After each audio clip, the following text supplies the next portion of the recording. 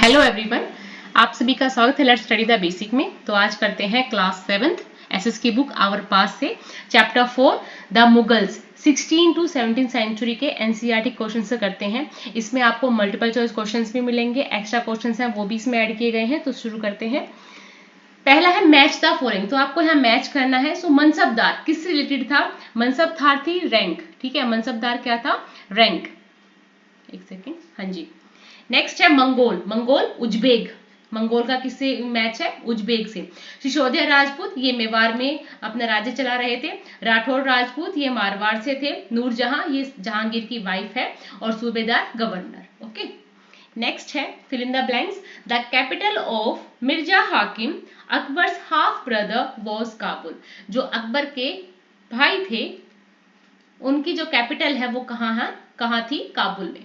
The 5 Deccan sultanates were Berar, Khandesh, Ahmadnagar and dash. तो एक थी बीजापुर, ये बहुत ही 5 बड़ी सल्तनत थी, बीजापुर, और दूसरी थी गोलकुंडा। नेक्स्ट है इफ जात determined a mansabdar rank and salary. कि जात क्या थी? मनसबदार को मिलने वाली रैंक और सैलरी से रिलेटेड था। तो सवार था, जो कैवलरी मैन होते थे उनकी नंबर ऑफ कैवलरी, मतलब कितने से ज्यादा घुड़सवार हैं उसके पास। तो इसमें आएगा number of cavalry man. Next है Abul Fazl Akbar friends and counsellor help him frame the idea. तो अकबर ने एक आइडिया दिया था, ठीक है, और उसकी हेल्प की थी इस चीज में अबुल फजल ने। तो उसने एक आइडिया दिया था, वो था सुलह आकुल। क्या था? सुलह आकुल, जिसमें क्या था कि जितने भी रिलीजन है, जितने भी कल्चर्स हैं, जितने भी कास्ट हैं, उनका ये मिक्सचर था कि कोई किसी के साथ भेदभाव नहीं करेगा, सब लोग बराबर हैं। ये वाला उसने एक आइडिया फ्रेम किया था। नेक्स्ट है what were the central province under the control of Mughals. Mughals के अंडर कौन कौन सी प्रोविंस आती थी? तो ये लाहौर, पानीपत, दिल्ली, मथुरा, आगरा, अजमेर, मारवाड़, मेवाड़, डेक्कन और चित्तौड़, ठीक है।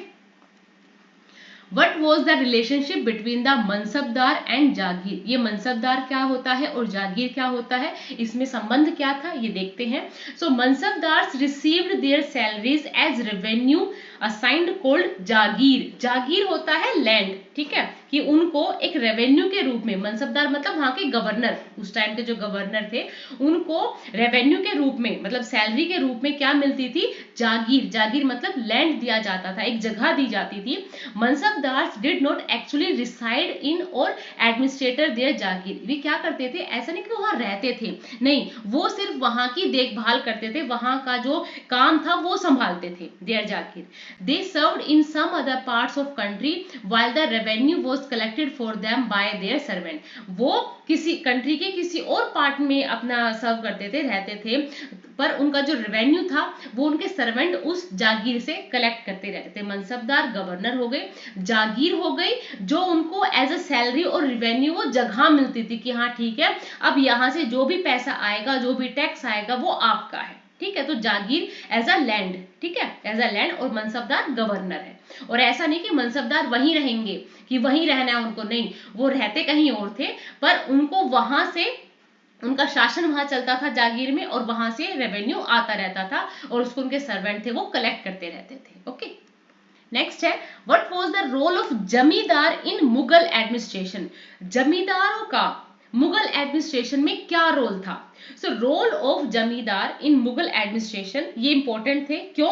जमींदार वर लोकल हेडमैन ऑफ विलेज। ये विलेज के लोकल हेडमैन थे, मतलब जैसे गांव का मुखिया, तो मुखिया क्या है? जमींदार है। वो पावरफुल है, मुखिया है अपॉइंटेड बाय मुगल एम्पर की, हाँ ठीक है, इसकी यहाँ इस गांव में चलती है, सब लोग इसको मानते हैं। तो मुगलों ने क्या किया, उनको क्या, मुगल ने उन लोगों को एज अ चीफ्टन, उनका सरदार अपॉइंट कर दिया। They played a role of source in running of administration of the Mughal. अब जहां मुगलों का सीधा उनका हाथ नहीं होता था, उनका प्रभाव नहीं होता था, तो वो ऐसे गांव में, ऐसी जगहों पे लोकल जो हेडमैन होते थे उनको बना देते चीफ्टर। चीफ्टर मतलब सरदार बना देते। अब उस विलेज पे वो सरदार अपना शासन चला रहा है, पर जो रिवेन्यू कलेक्ट कर रहा है ना, जो टैक्स कलेक्ट कर रहा है किसानों से या किसी और तरीके से, वो सब किसको देगा? वो मुगलों को देगा. So they collected tax on the produce of the peasantry मतलब किसान, which was the main source of income available to Mughal rulers. In some areas, the Jamidars exercised a great deal of power, and sometimes Jamidar and peasants of the same caste allied in rebelling against Mughal authority. अब देखो, जहां जमींदार village के local headman है, वहां मुगलों ने उनको एज अ पावरफुल चीफ्टन, वहां का सरदार नियुक्त कर दिया. अब वो जो हेडमैन है, जो जमींदार है, वो मुगलों के एडमिनिस्ट्रेशन को चलाने के लिए एक बहुत अच्छा रोल प्ले कर रहा है. वो टैक्स कलेक्ट कर रहा है, किससे? किसानों से. और किसकी इनकम बढ़ रही है? मुगलों की. पर कुछ कुछ एरियाज में क्या होता था, जब जमींदार को ज्यादा पावर दे दी जाती थी, ठीक है, और कई बार जमींदार भी और किसान भी अगर वो सेम कास्ट के हो जाते थे, तो वो मुगलों के खिलाफ क्या कर देते? विद्रोह कर देते थे. ठीक है, तो ये उनका रोल था. How were the debates with religious scholar important in the formation the idea on governance?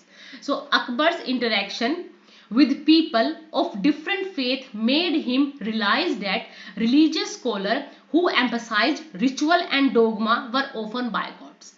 कि अकबर जब डिफरेंट जो फेथ, मतलब कोई मुस्लिम है, कोई हिंदू है, कोई सिख है, कोई ईसाई है, मतलब जिस भी रिलीजन में कोई इंसान है, और जब अकबर उससे इंटरेक्ट करता था, तो उसको एक बात समझ में आई कि जो चीज़ ये जो हमारे स्कॉलर्स बता रहे हैं ना, जिन चीज़ों पे, जिन रिचुअल पे ये इम्फेसिस कर रही है, वो सब बेकार है.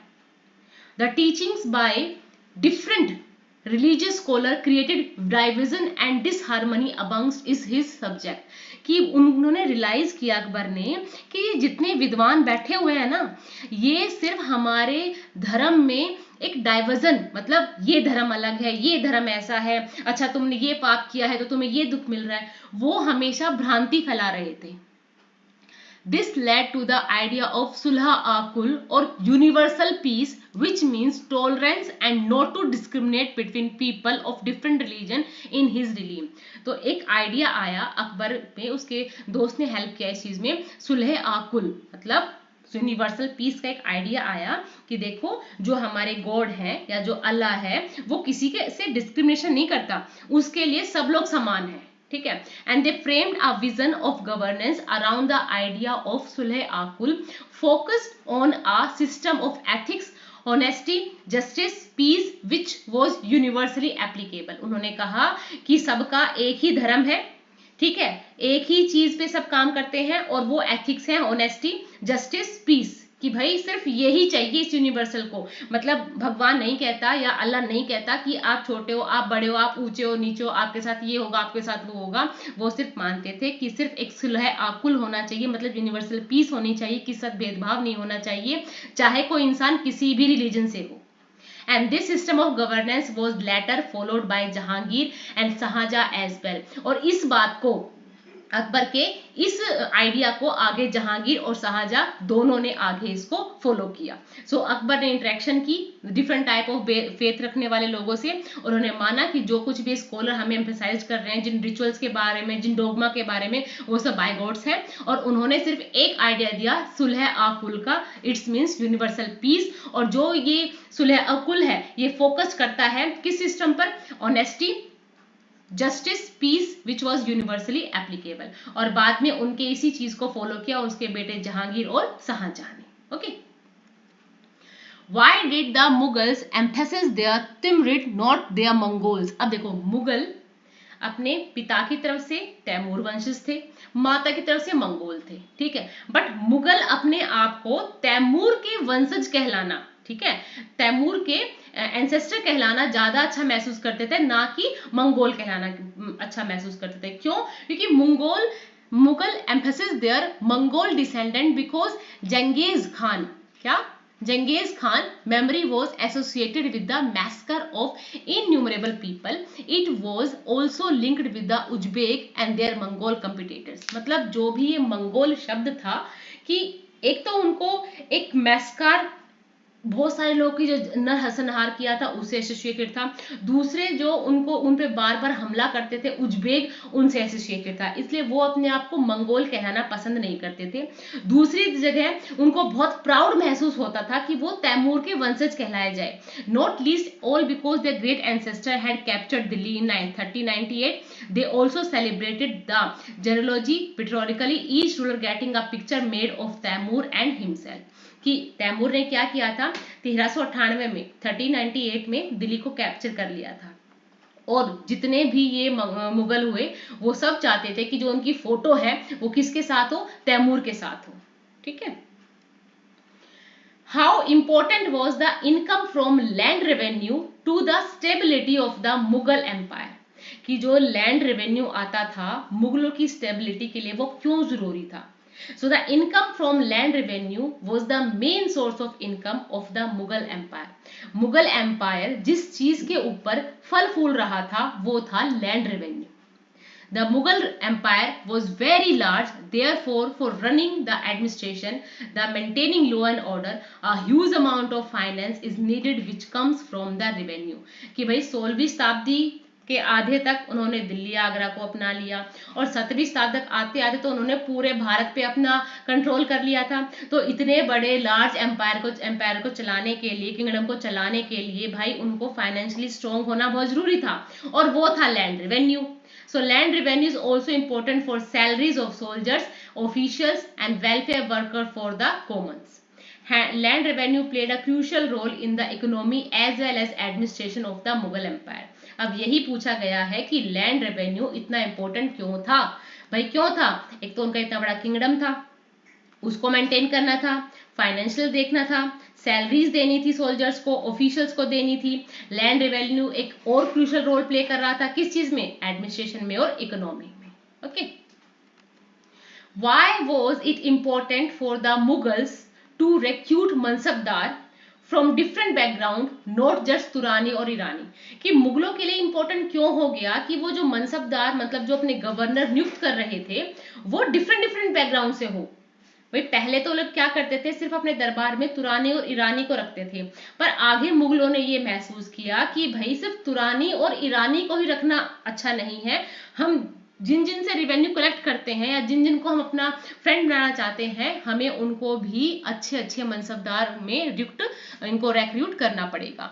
सो it was important for the Mughal to recruit mansabdar from diverse background, not just Turani Irani, in order to provide stability to the empire, कि भाई जो एम्पायर है वो स्टेबल रहे, इसलिए उन्होंने किया।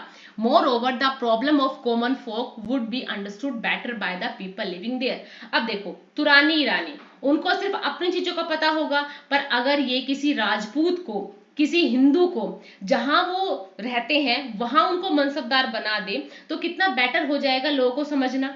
and they came here to rule, to maintain the balance between the diversity of the country as well as to respect it। अब ऐसा नहीं थे कि मुगल सिर्फ अपने बारे में सोच रहे थे, सोच तो वो अपने बारे में रहे थे, पर उन्हें ये भी पता था कि इंडिया जितना डाइवर्स है, यहाँ अलग अलग तरह के लोग रहते हैं, अलग अलग तरह का कल्चर है, तो वो रिस्पेक्ट भी करते थे, वो बैलेंस बना के रखना चाहते थे।